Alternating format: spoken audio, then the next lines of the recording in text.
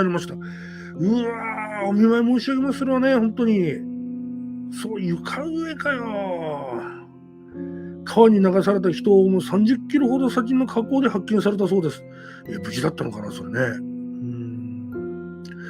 フクロウさん、福祉分野は人材不足ですが、コロナ禍前も不足してて、コロナで余計に不足してますね。仕事の内容が大変な割にお給料が安いので、なかなか働き手がいませんね。なので、ベトナムやインドネシアなどの方々が福祉の分野では、